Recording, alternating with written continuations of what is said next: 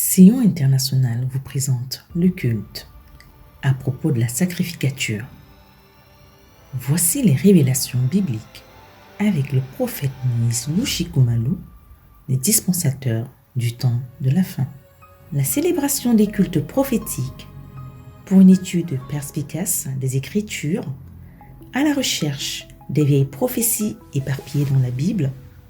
Bien-aimés dans le Seigneur, voici la dispensation. Shalom à tous, shalom à vous, peuple béni du Seigneur, shalom à tout le peuple de Sion, bienvenue à la dispensation. Vous savez, nous avons eu le temps de beaucoup nous laisser inspirer à propos de nos cultes. Et nous nous sommes dit que nous devons dater en commençant par cette année, nous nous sommes dit d'avoir des cultes, des sacrificatures. Et là, nous allons obéir à la volonté de Dieu. Bienvenue encore une fois à la dispensation. Nous aurons des cultes spéciaux auxquels nous vous demandons d'inviter les autres. Nous vous demandons de bien prendre une bonne position parce que nous avons un message à transmettre et nous avons un culte à rendre à Dieu pour l'édification commune. Je suis votre humble serviteur, le prophète Moïse Lushikumalu, les dispensateurs du temps de la fin. On m'appelle Bemel. Voilà, nous allons commencer ces cultes par vous présenter, avant de prier, notre plan d'action du culte. Le culte qui a fait que nous puissions nous retrouver avec cette équipe des hommes de Dieu, afin que nous puissions mettre quelques points sur les i et que nous puissions rendre un culte véritable à notre Dieu. Alors, voici les grandes lignes de notre culte d'aujourd'hui. C'est un culte d'enseignement et nous appelons ça, c'est les cultes de la sacrificature, un culte des sacrificateurs. Le premier point, c'est quoi concrètement une sacrificature? C'est quoi concrètement une sacrificature? Ça sera notre première question et notre première partie d'étude. Deuxièmement, quel est l'angle de la sacrificature pour notre temps? Quel est l'angle de la sacrificature pour notre temps? Et voilà notre troisième point. Quelle est la liaison entre l'année 2024 et la sacrificature?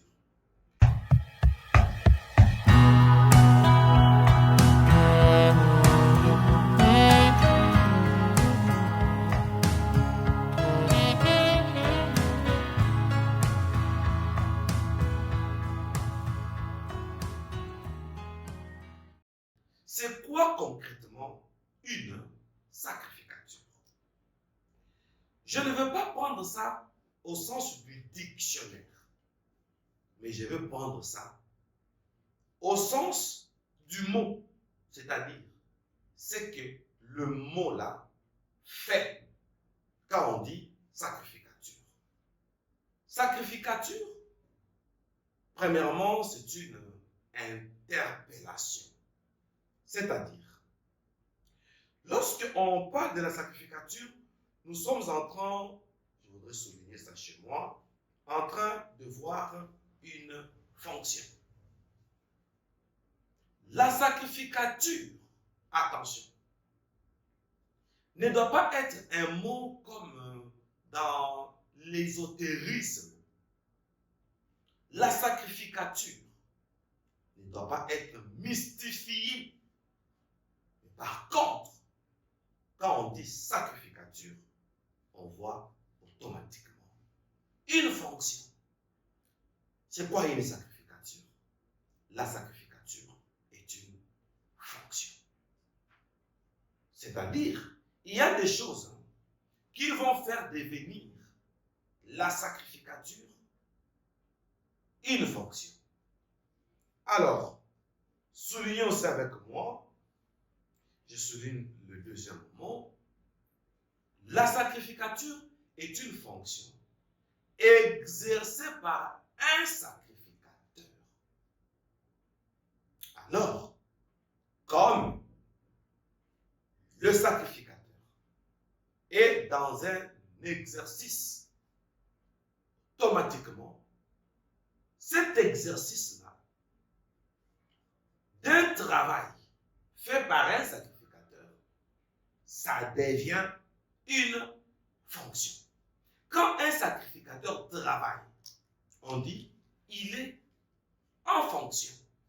Donc, tout commence par là. Alors, la sacrificature est une fonction exercée par un sacrificateur. Et ici, il exerce cette fonction parce qu'il a reçu l'ordre. Et je voudrais souligner des grandes lignes parce que nous allons naviguer tout autour de ça. Un sacrificateur qui reçoit un ordre de faire quelque chose, c'est-à-dire de présenter de sacrifices. Et là, ça devient une fonction. Nous avons défini la sacrificature. Je cite les grandes lignes et je vais maintenant d'une manière ordonnée définir c'est quoi une sacrificature. Voici les grandes lignes. Nous voyons la fonction. Nous voyons un sacrificateur. Nous voyons les sacrifices. Nous voyons l'ordre. Nous voyons une fonction. Nous voyons un sacrificateur. Nous voyons les sacrifices. Et nous voyons l'ordre. Donc, une sacrificature, c'est lorsque un sacrificateur, au nom de l'ordre qu'il a reçu de la part du Seigneur, de présenter des sacrifices à Dieu pour faire preuve de sa fonction. C'est tout. Le fait de faire preuve de sa fonction, on se retrouve devant un ordre. Parce que quand on n'a pas l'ordre, on ne peut pas prouver ça. Donc, on a reçu un ordre divin. Et cet ordre-là, c'est pour présenter, n'est-ce pas, des sacrifices afin de faire la preuve de sa fonction. Vous voyez, tous ces éléments rassemblés, on comprend que nous sommes dans la sacrificature. J'ouvre une parenthèse. Lorsque, en tant que prophète, nous disons 2024, année de la sacrificature, attention, nous sommes un royaume des sacrificateurs. Donc, nous sommes tous sous ordre. Et dans cet ordre, chacun doit jouer son rôle. C'est ça la fonction. Parce que nous sommes un royaume des sacrificateurs. Donc, nous avons une fonction à jouer. Maintenant, cette fonction-là, c'est auprès d'eux. On est sacrificateur lorsqu'on joue une fonction auprès des brebis que nous sommes en train d'offrir. Et là, notre fonction entre en exergue. Très important. Bien. Maintenant, nous sommes à la recherche de quoi pour tout ça? Dieu et nous, nous sommes complices pourquoi alors? Pourquoi offrir les holocaustes, les sacrifices? Pourquoi? Qu'est-ce que Dieu cherche? Nous nous obéissons à l'ordre. Maintenant, Dieu a donné cet ordre. Pourquoi? pourquoi nous, sacrificateurs, devons-nous jouer une telle fonction pour offrir tout simplement. Qu'est-ce que ça fait? Voilà ce que ça fait. Là, nous sommes en train de créer, parce que si la sacrificature a existé, c'était pour créer une liaison entre Dieu et son peuple. Ah, parce qu'il faut qu'on se comprenne. C'était pour créer une liaison entre Dieu et son peuple. Et cette liaison-là rapprochait Dieu avec son peuple. Et il y avait l'approche.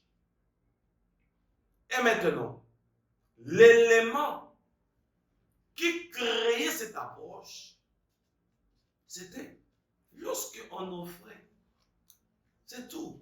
Quand on offre un animal, l'animal offert, automatiquement, la relation entre Dieu et le pécheur revenait parce qu'il y a eu l'Holocauste.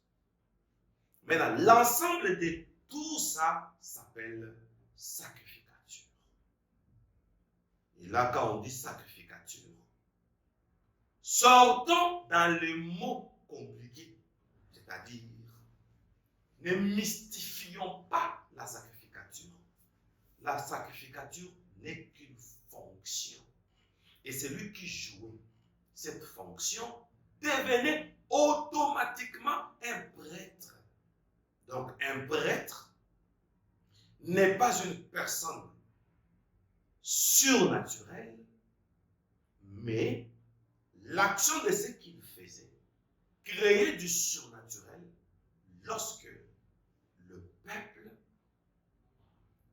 était en contact avec son homme ou entrait en contact avec son Dieu parce qu'il y a eu expiation.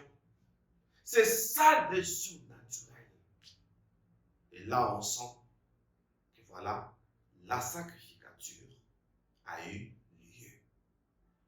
Quel est le point culminant ou le dénominateur commun de la sacrificature? C'est que le peuple rentre en communion, rentre en relation. Quand je dis rentre, parce que ce peuple-là s'était éloigné de Dieu à partir du péché. Et là, nous retournons à Dieu. Voilà pourquoi la sacrificature a existé.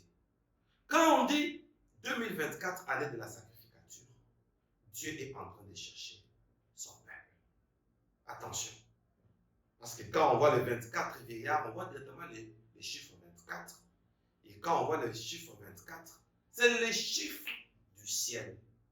Le ciel entre dans un service. On continue.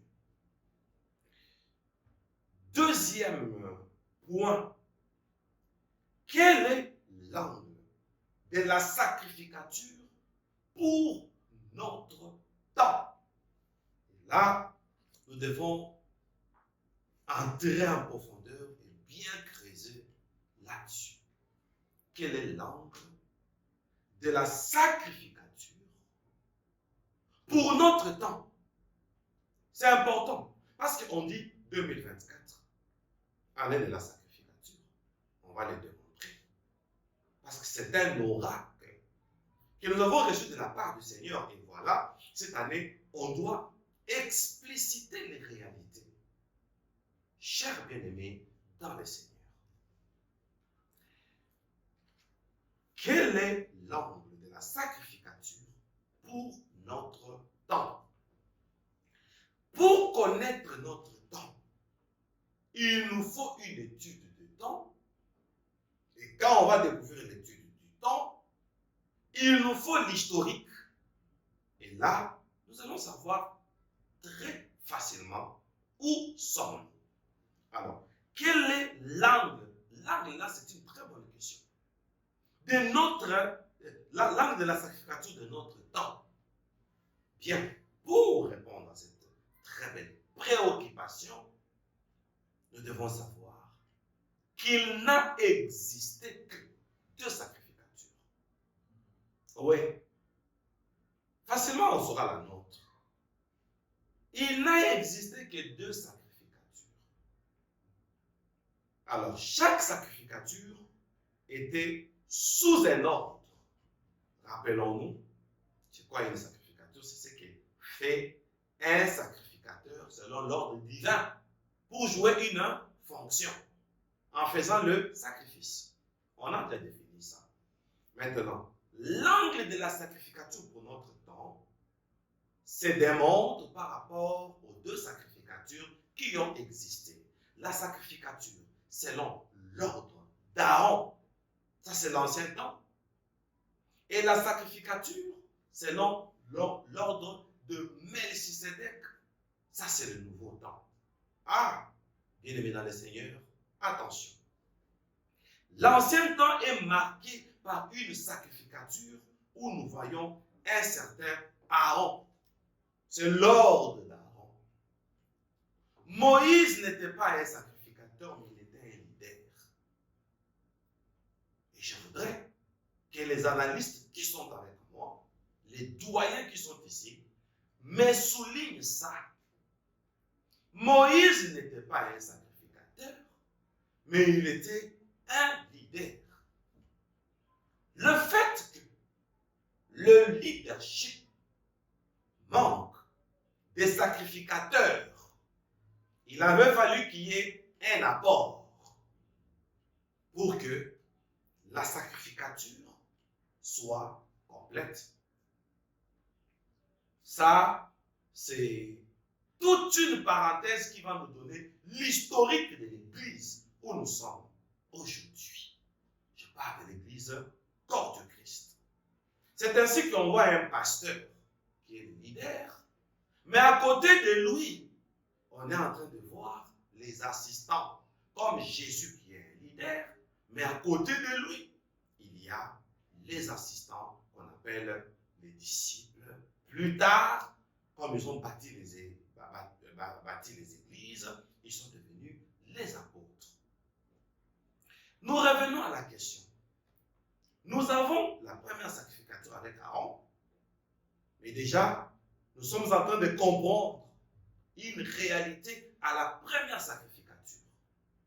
Aaron, qui est le premier souverain sacrificateur en Israël. Pour être concret, parmi les enfants d'Israël, parce qu'en Israël, ce n'est pas tout le monde qui est croyant. Alors, parmi les enfants d'Israël, le premier souverain sacrificateur, c'est Aaron. Et là, on peut connaître l'historique de l'Église automatiquement. On y arrivera. On montre d'abord les grandes lignes, les 2 grands aspects. Alors, cela a donné automatiquement la sacrificature selon l'ordre d'Aaron. Pourquoi on dit ordre? Parce que Aaron a été consacré par un leader. Moïse reçoit l'ordre. Tu vas consacrer Aaron, tu vas consacrer ses enfants. Maintenant, restons d'abord sur la première sacrificature. On va ouvrir la deuxième parenthèse sur la deuxième sacrificature. La première sacrificature commence avec Aaron. Tandis que Moïse, lui, lorsqu'il a rencontré Dieu au buisson ardent, il n'a pas reçu une sacrificature, il a reçu un mandat. Parce que c'est un culte, on doit entrer en profondeur pour créer maintenant une différence entre un mandat et une sacrificature. Le mandat de Moïse nous fait voir une mission. Donc, Moïse a reçu un leadership tel que Dieu ne lui réclame que.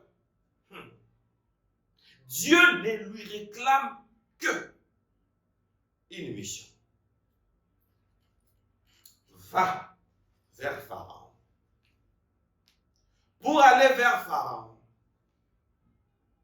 ça ne demande pas une sacrificature. Parce que Pharaon est divinisé par l'Égypte. Là, Moïse doit aller comme un envoyé.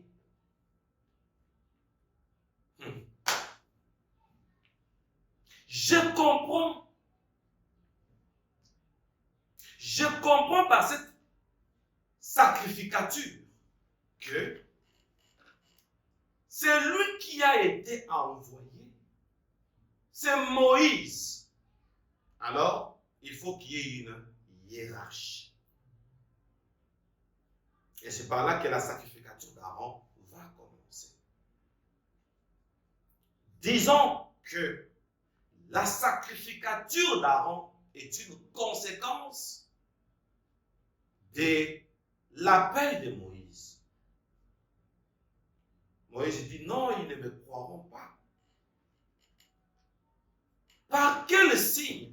Moïse a demandé un signe.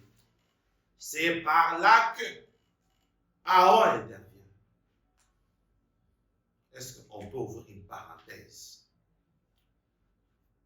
Aujourd'hui, ceux qui travaillent dans le ministère se trouvent plus importants que les leaders.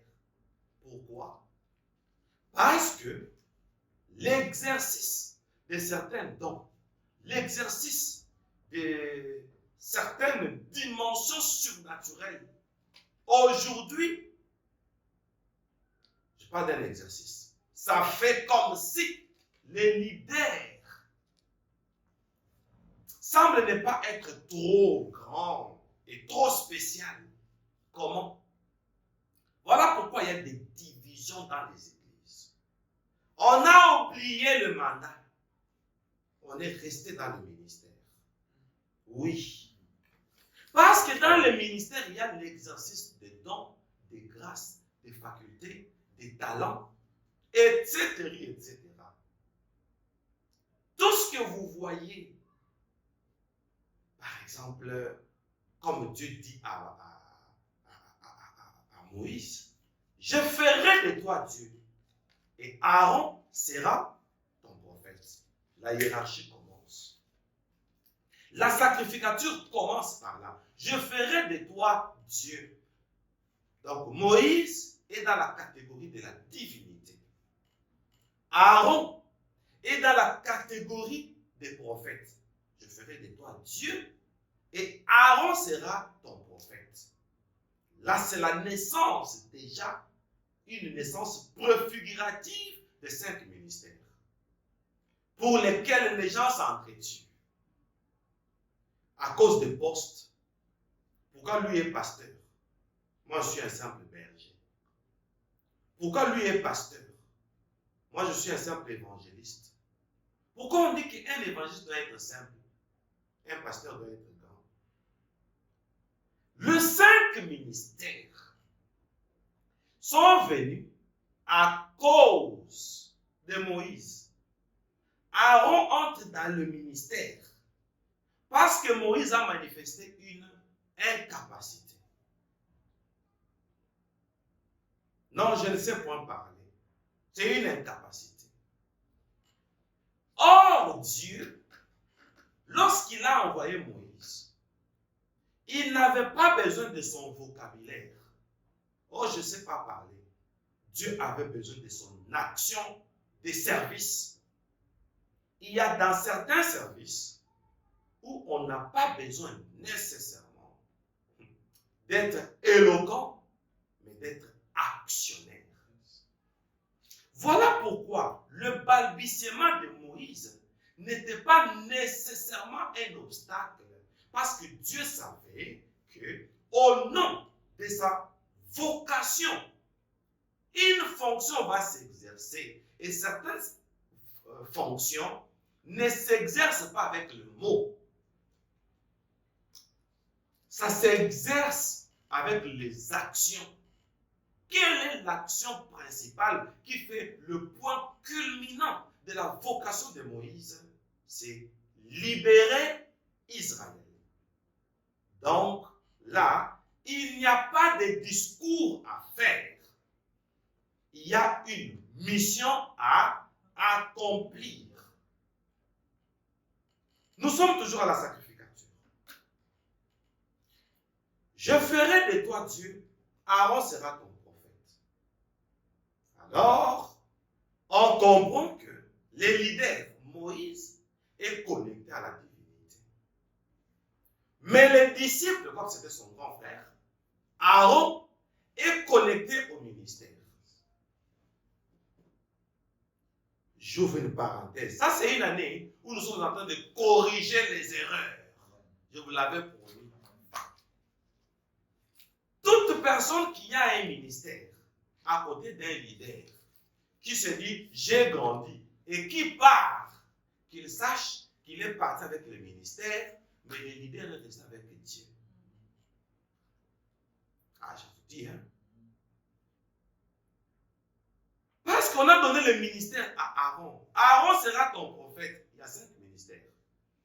Prophétique comme Aaron, doctoral, évangélique, pastoral et apostolique.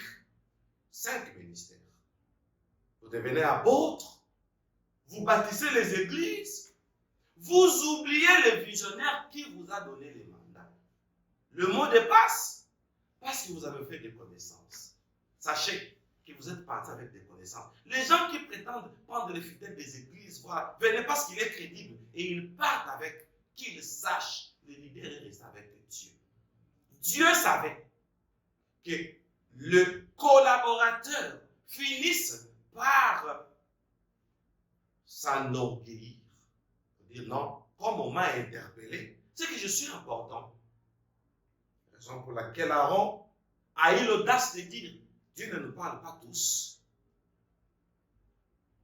Dieu ne nous parle pas. Il a commencé à juger Moïse. Revenons. Ici, Aaron reçoit le ministère.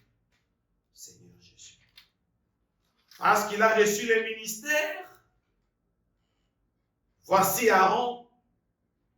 On dit, je ferai de toi un prophète. Il reste dans le ministère. Ah, quand on est dans le ministère, quand on est prophète, on est docteur, on est apôtre, on est évangéliste, etc., etc., sachant, ça, ce n'est pas la mission. Mais c'est pour participer à la mission. Voilà pourquoi on est pasteur. Voilà pourquoi on est évangéliste. Voilà pourquoi on est docteur, on est prophète. Maintenant, l'église actuelle, on devient prophète, on oublie la vocation. Ça, c'est l'apostasie. Lorsqu'on prend en otage le ministère. La question était, parce que on ne va pas sortir du sujet, on est toujours dans les sujets. Regardons, c'était quoi la question? Quel est l'angle de la sacrificature pour notre temps? Cette question doit nous ramener toujours à l'histoire. C'est-à-dire, comment Aaron est-il devenu sacrificateur? Quel est l'angle de la sacrificature pour notre temps? Il y a eu 2 sacrificatures, selon l'ordre d'Aaron. Mais maintenant, Aaron a été connecté au prophétique. Quel prophétique? Au ministère prophétique. Pour dire, toi Aaron, malgré les rôles que tu dois jouer, sache que tu es dans un ministère. Mais tu n'es pas le visionnaire. Le visionnaire, c'est celui qui a Dieu. Voilà pourquoi on dit au visionnaire, je ferai de toi Dieu. Alors, comme tu es Dieu, tu n'as pas besoin du ministère. Parce que tu es Dieu. C'est Dieu qui donne le ministère. J'espère que c'est clair. J'espère que c'est clair. On place Aaron dans les ministères. Mais Moïse, on ne le place pas dans les ministères. On les connecte à Dieu. Pourquoi? Parce qu'il a une mission. Donc, quand on a une mission, on a besoin que de Dieu. Voilà pourquoi on dit, je ferai de toi Dieu. C'est-à-dire, pour ta mission, tu as besoin de qui? Maintenant, c'est pour ce que Dieu te pose la question. Pour ton ministère, tu as besoin de moi. Très bien. Tu as besoin de moi pour ta mission. Maintenant, il y a beaucoup de gens qui sont allés chercher du n'importe quoi. Voilà pourquoi l'église est malade. Et d'autres sont dans la magie. On a toute une année pour expliquer ça. Ça, c'est l'année de la sacrificature. On est en train de corriger. Oh, je pars à l'Israël. Oh, je pars au mur de lamentation. Oh, je dois porter les talites. Oh, j'ai vu combien les hommes de Dieu se sont brouillés sur ça. Comme moi, je n'aime pas de polémique, j'ai regardé. Mais lorsque le Seigneur nous a dit, à la fin de l'année passée, que 2024 maintenant, c'est l'année de la sacrificature, j'ai dit, je vais dénoncer. Toi, serviteur de Dieu, pour ta mission, tu n'as pas besoin de talites. Tu n'as pas besoin de l'eau. Je vous dis, il n'y a que ce que la Bible nous ordonne. Jusqu'en Apocalypse, ne faites pas du mal à l'huile et au vin. C'est tout. D'une manière matérielle, tu peux utiliser. Tu dois utiliser l'huile. Alors, je vais demander aux analystes qui sont ici de me poser plus tard. Quand je dis plus tard, c'est-à-dire plus tard, la question, quelle est l'importance de l'huile, si tel est le cas? L'huile végétale naturelle. Et tant que c'est resté dans l'agenda, donc il ne faut pas oublier ça. Alors, nous allons maintenant sur la deuxième sacrificature. Bien-aimés dans le Seigneur, attention. Je pense que je vais me limiter là. Il va nous rester une troisième question. Quelle est la liaison entre l'année 2024 et la sacrificature? Parce que comme c'est tellement riche, je ne voudrais pas aller trop vite. Et il y a les analystes qui vont ouvrir les parenthèses. Et je voudrais être disponible pour ne pas dire que le temps est parti. Voilà pourquoi je voudrais me limiter à la deuxième réponse. À notre temps, quelle est la sacrificature? Il n'y en a que deux.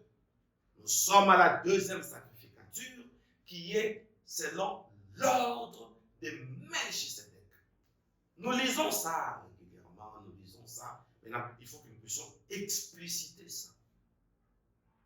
Selon l'ordre d'Aaron, Aaron, oui, il est dans la sacrificature, mais il exerce un ministère prophétique. Je ferai de toi Dieu, Aaron sera ton prophète. Moïse est Dieu, Aaron est prophète. Dieu directement connecte Moïse à la divinité, mais Aaron au ministère. Ceux qui prétendent abandonner le ministère et partir même avec le ministère, oui, ils sont partis avec le ministère. Mais Dieu est resté auprès du visionnaire. C'est la deuxième fois que j'y reviens et soulignons ça. Alors, deuxième sacrificature. Là, on va maintenant montrer où nous sommes. La deuxième sacrificature, c'est selon l'ordre de Melchisedec. Or, Melchisedec, était roi. Et de deux, il était roi de justice. Donc, la deuxième sacrificature, en cours même, c'est-à-dire là où nous sommes dans une sacrificature où, oh mon Dieu, on n'est pas comme Aaron. Pour que notre sacrificature trouve l'impact, il faut qu'il y ait un ministère prophétique, doctoral, ou ceci, cela. Non. Pour que notre sacrificature, selon l'ordre de Melchisedec, trouve l'impact, on ne voit pas un ministère là. on voit un royaume. Il est sacrificateur. Mais, roi de Salem et roi de justice. Voilà deux choses qui donnent l'impact à un ministère. Ce ne sont pas les gens qui voient, oh voilà, apôtre, oh voilà, docteur, oh voilà, prophète. Moi, j'ai honte qu'on m'appelle prophète. Avant, je ne voulais même pas. Mais j'avais imposé ça. On m'appelle berger, on m'appelle aussi prophète. Parce que les gens disaient, il est devenu prophète depuis quand? Waouh! Mais parce que c'est un ministère. Berger, tout le monde peut être berger. Même Rebecca était bergère. Mais on a quand même une vocation et un ministère. Maintenant, beaucoup sont restés sur le ministère. Parce que dans le ministère, on peut faire une théologie et exercer un ministère. Mais il n'y a aucune école qu'on peut faire et exercer une vocation. Non, non, il n'y a pas d'école. Il n'y en a pas. Parce que la vocation, c'est l'appel. C'est Dieu qui appelle. C'est Dieu qui a appelé. Alors, ici, d'après l'ordre de Melchisedec, bien aimé dans le Seigneur, on voit deux impacts. Rien à voir avec les prophéties, rien à voir avec les titres, rien à voir avec la théologie. Non, non, non, non. Ici, on entre dans les sacerdoces où on voit la royauté. Parce que Melchisedec, c'est le sacrificateur par excellence. Melchisedec. Ici, il nous donne des atouts. Il est roi du royaume, roi de justice. On voit la justice. Donc, l'angle de notre sacrificature, c'est pour que les gens entrent au ciel en se sanctifiant. Et ceux qui ont le cœur pur, car ils verront Dieu. Cherchez premièrement le royaume des cieux et sa justice. Voilà Melchisedec qui parle. Le royaume des cieux, on voit un royaume. Et sa justice, on voit la justice. C'est ça Melchisedec codé. Et Jésus-Christ qui vient maintenant pour dire, le Melchisedec là qui avait béni Abraham, c'est moi. Voilà pourquoi dans Jean chapitre 8, il dit, Abraham, votre père, a tressailli de joie de ce qu'il verrait mon jour. Il l'a vu et il a tressailli. On lui dit, oh, tu n'as même pas 50 ans. Tu prétends avoir vu Abraham. Quand est-ce que lui était avec Abraham? C'est lorsqu'Abraham était parti lui donner la dîme. Quand est-ce qu'il était avec Abraham? C'est lorsque il est apparu à Abraham pour lui dire que Sarah va accoucher, va concevoir d'abord et va accoucher. Isaac. Alors, on chute. Bien-aimé dans le Seigneur. L'angle de notre sacrificature, c'est pour aller au ciel. Et là, lorsque je répondrai à la troisième question, comment ramener la sacrificature à l'an 2024, parce que le chiffre 24, on voit les 24 vieillards avec des coupes. Donc j'ai répondu à une partie des réponses, mais on y revient. On y reviendra.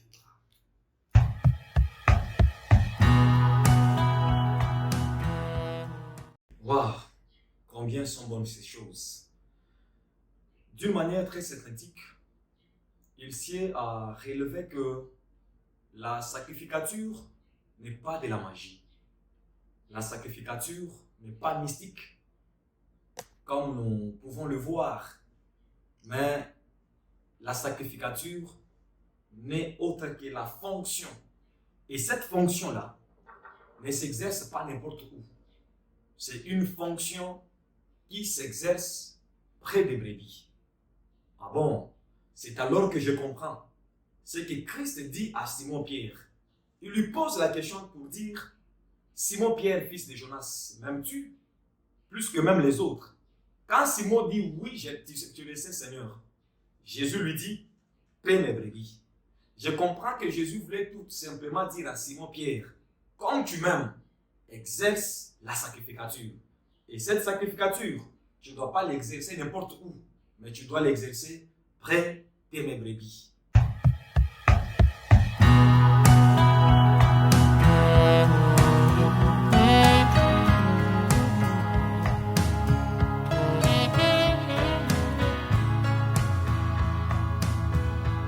Oh Dieu, quel enseignement!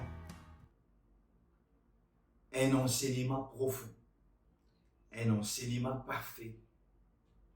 Merci, notre Père aimé. Mais pourquoi l'Église actuelle veut mystifier la sacrificature? Oh, la sacrificature est trop simple.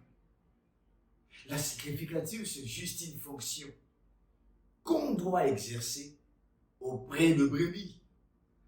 Mais aujourd'hui, nous voyons le contraire, bien-aimés dans le Seigneur, dans de différentes églises.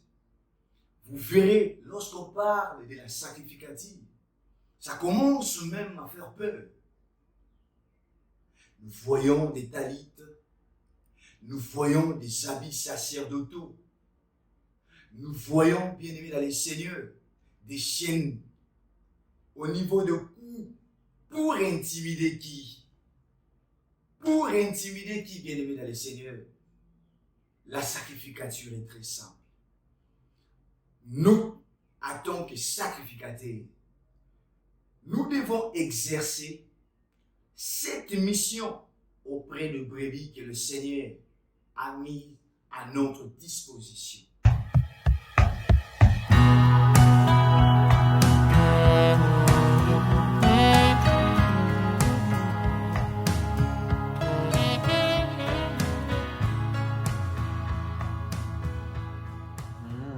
Je comprends maintenant.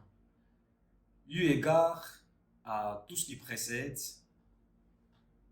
ça ne sert à rien de se dire qu'on est chrétien sans exercer la sacrificature. Ça ne sert à rien que je me dise que je vais à l'église pour remplir juste l'effectif, rester à l'église, sortir et suivre le prochain programme de l'église. Je ne pense pas que c'est ce qui est important.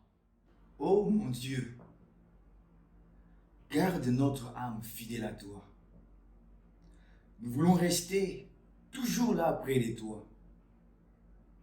Aide-nous, Seigneur, à marcher dans la sainteté, dans la sanctification, de rester toujours dans ta parole. Nous voulons te craindre, Seigneur Jésus. Donne-nous l'esprit de la connaissance, de connaître la parole de Dieu. Fais-nous sortir dans l'ignorance, Saint-Esprit. Aide l'Église, Seigneur Jésus, corps de Christ, de comprendre la vraie sacrificature, de ne pas tomber dans des hérésies, mais de monter, de connaître. Mais je me sens aujourd'hui dans l'obligation de me plonger avec même la dernière énergie dans la sacrificature. Et je pense que par mes propres capacités, je ne le saurai pas. Mais je prie que le Seigneur me fasse grâce, afin que je puisse exercer la sacrificature sans mélange. Ah Seigneur, aide-moi.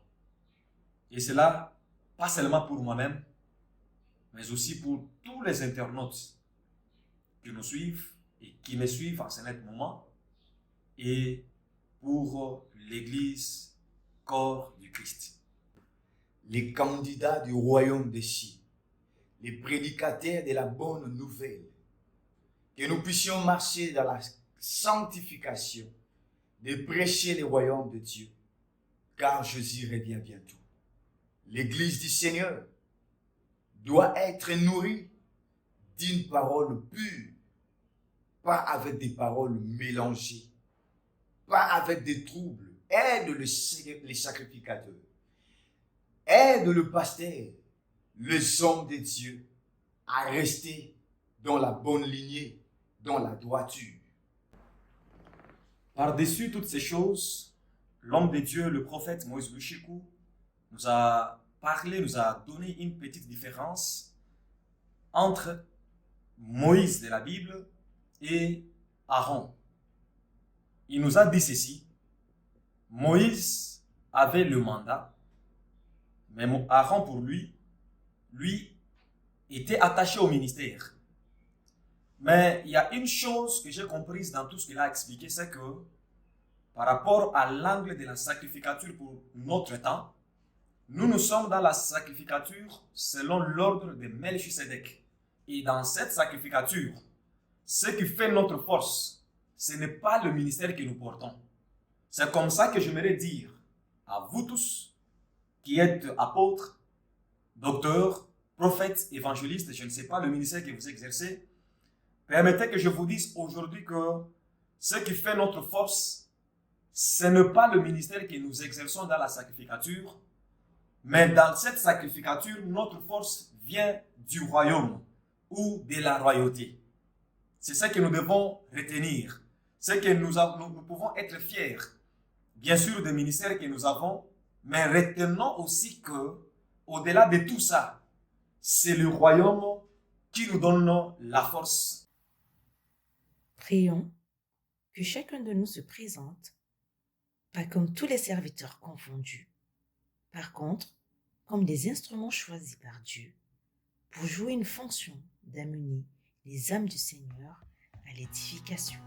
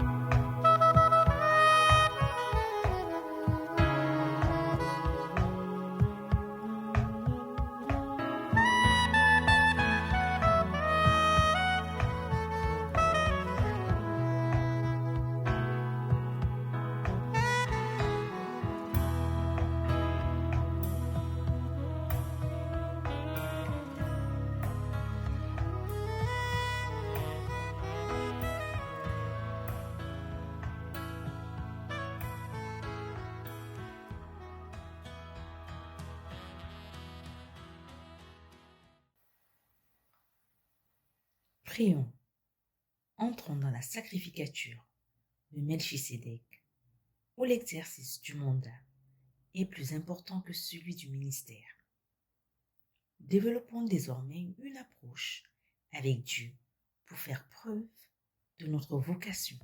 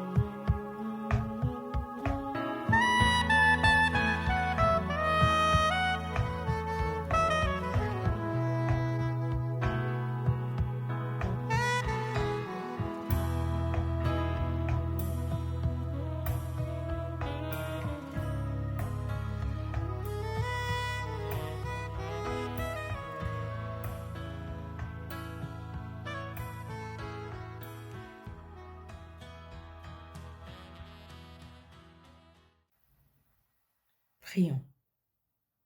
Melchisédek était le roi de Salem et de justice. Nous sommes interpellés sur ces deux principes. Premièrement, la justice. Deuxièmement, le royaume. Engageons-nous à placer un accent sur ces deux aspects.